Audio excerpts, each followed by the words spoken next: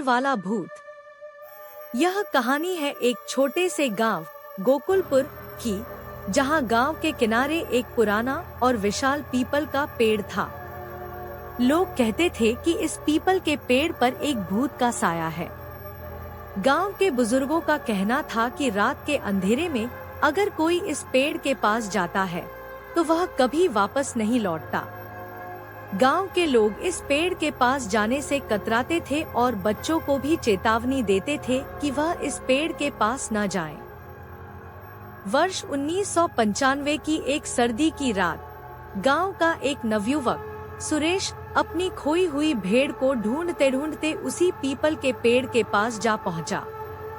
उसे बचपन से ही गांव के इस पीपल पेड़ के बारे में कहानियां सुनाई जाती थी, लेकिन सुरेश उन पर यकीन नहीं करता था।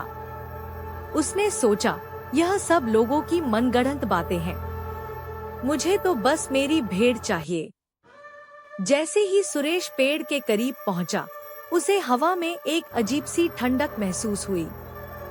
पेड़ के पत्तों में अचानक से सरसराहट होने लगी, मानो कोई उनसे बातें कर रहा हो। सुरेश ने ध्यान नहीं दिया और अपनी भेड़ की आवाज सुनने की कोशिश करता रहा। तभी अचानक उसे लगा कि कोई उसके पीछे खड़ा है।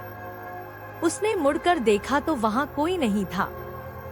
सुरेश ने जैसे ही दोबारा पेड़ की ओर देखा, उसकी नजर पेड़ की ऊपरी शाखाओं पर पड़ी। वहाँ एक धुंधली आकृति दिखाई दी।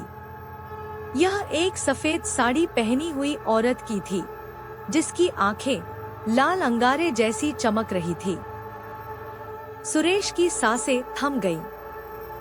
वह समझ ही नहीं पाया कि वह जो देख रहा है वह हकीकत है या कोई भ्रम। औरत ने धीरे धीरे अपनी गर्दन घुमाई और सुरेश की ओर देखा। उसकी आंखों में इतना गुस्सा और दर्द था कि सुरेश की टांगें कांपने लगी।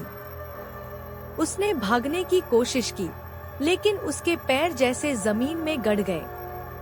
अचानक उस औरत ने एक भयानक चीख मारी और सुरेश की ओर झपटी।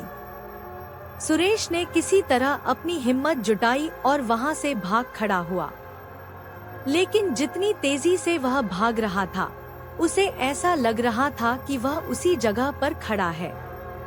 अचानक पेड़ की शाखाएं उसकी ओर बढ़ने लगी, मानो उसे अपनी जकड़ में लेना चाहती हो। सुरेश ने जोर से चिल्लाया, कौन हो तुम? मुझे जाने दो। उस आवाज के बाद पेड़ के पीछे से एक धीमी हंसी सुनाई दी। तू यहाँ आया ही क्यों?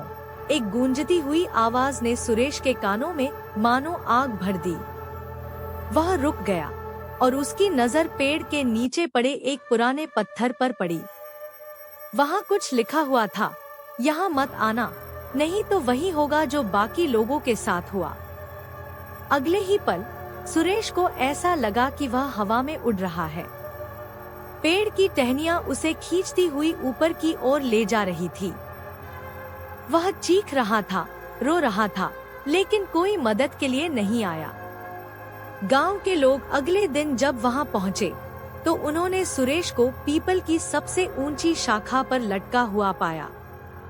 उसकी आंखें खुली हुई थी, लेकिन उनमें कोई जान नहीं थी। बाद में गांव के बुजुर्गों ने बताया कि उस पीपल के पेड़ पर एक महिला की आत्मा बसती है, जिसकी मृत्यु वहां वर्षों पहले हुई थी।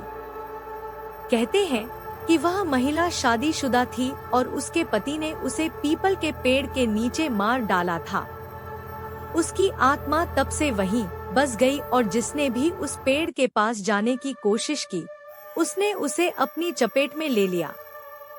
सुरेश की मौत के बाद गांव वालों ने उस पेड़ के चारों ओर कांटों की बाड़ लगा दी और वहां जाने की मनाही कर दी।